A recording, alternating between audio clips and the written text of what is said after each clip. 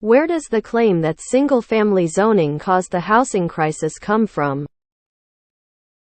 Ever since housing affordability became a major political topic, I have heard people claim that the reason houses are too expensive is because too many cities have neighborhoods zoned single-family, which limits the supply of available units.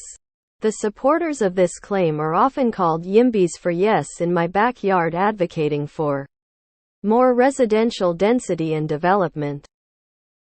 If we were to attempt to prove this claim scientifically, one way would be to look at the percentage of land within a city's boundary city limits that is zoned single family and then map that against the median price of housing in that city.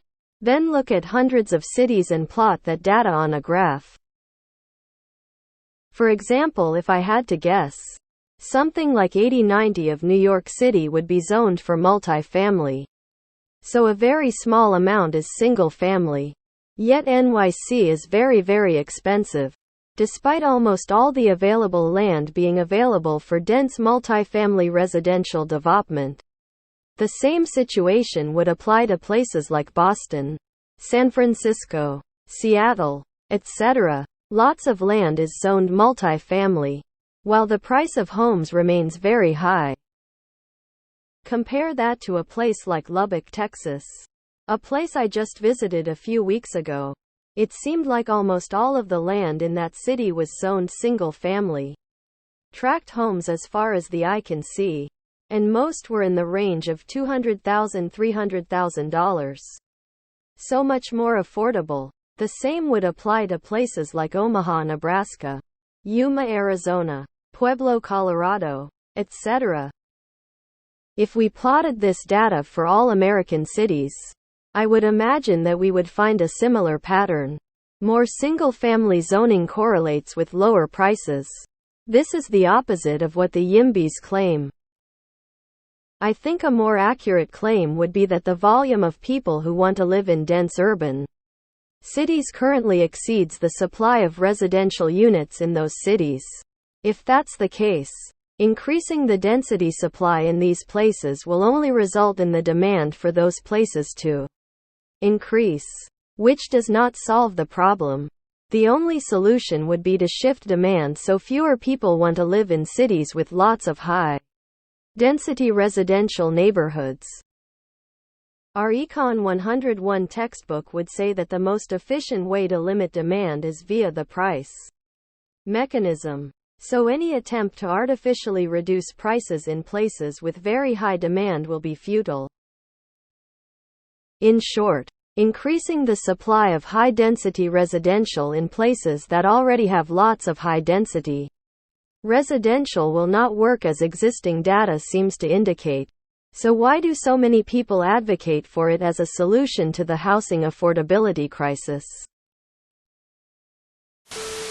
Something fundamental missing here is that the cities with the highest prices also have more high-income job opportunities. The price discrepancy between Boston and Lubbock is not driven by housing density but by economic opportunities and amenities. You're the Federal Reserve Bank and you just printed $2 trillion to buy mortgage-backed securities. They're going to feed any excuse through the media outlets besides the one that they just printed a bunch of money. It comes from specific places like Seattle and San Francisco where SFZ is actually an issue. Real estate values don't really work the way you are thinking. And you can't just compare land use percentages in different towns to each other. Every city's location is so unique it is almost impossible to compare. You are right, however, in how changing zoning will result in little or no change. NYC is its own thing. The reasons why it is expensive is different than why most other places in the US are expensive. And NYC hadn't been building enough either. In the greater Boston metro, over 80% of land is zoned single-family only. That should clear things up. Lol. I found the YIMBY argument strange as I have never seen it actually play out the way they say it will. I know this is anecdotal, but in California they have allowed up to 4 units on a SFH property, and so far all I have noticed is any property with rental units just increases in value because the seller now feels the buyer can have rentals to offset costs. A house that sold for $900,000 in 2021 was flipped and 2 rental units were added to the property. One of those units is 500 square feet. The property was then listed at $2.9 million. By allowing greater density, all it did was increase the value of the land.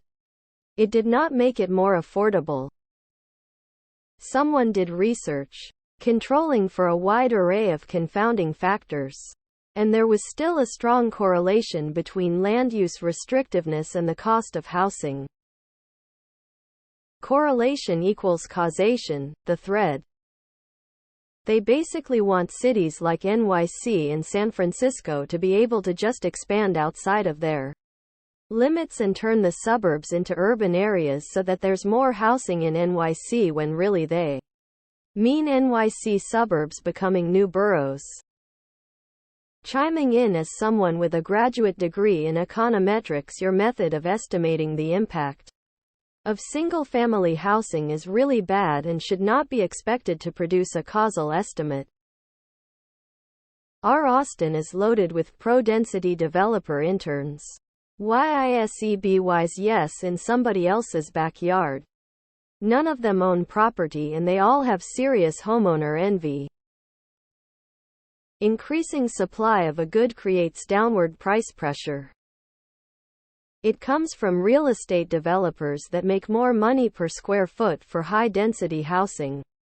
Bonus points if they can also get some good government cheese for Section 8. It also comes from local politicians, who are often in the real estate business, and are attracted to a bunch of potential voters concentrated in one area because they are easier to reach and manipulate. I think there's a limit to demand for living in cities. If there was enough downtown living space available in the form of multi-family housing, price should eventually come down. Infill is expensive for the developers but generally long-term cheaper for the municipality.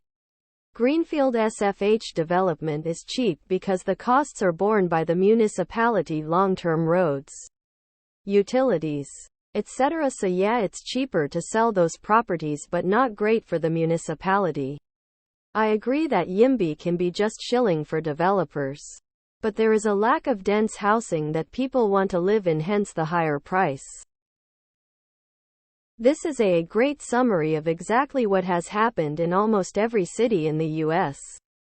The only thing I would add is NIMBYISM also further limits development because in the places where a city should develop denser housing stock, the communities won't let it happen, further encouraging the McMansion phenomenon you described. NYC is expensive because it is one of a kind in the States. If there were dozens of cities that offered such dense walkability and universal mass transit, it would be a lot more affordable than it is. This is to distract you while they run up the national debt, print more money, thus increasing the housing supply. While you're off chasing laser pointers, they're fisting you right in the anus and blaming the laser. It's a scapegoat because the real culprit is rent control. And they love their rent control. Sometimes I feel like we get way too logical with the economics of housing as a distraction to just attack each other instead of focusing on why our government isn't pulling its weight to help us literally live regular lives. People have tied their hopes and dreams to real estate. Their survival is tied to anything that supports it. The only people advocating for more multifamily zoning are investors. Zoning is the updated term for redlining.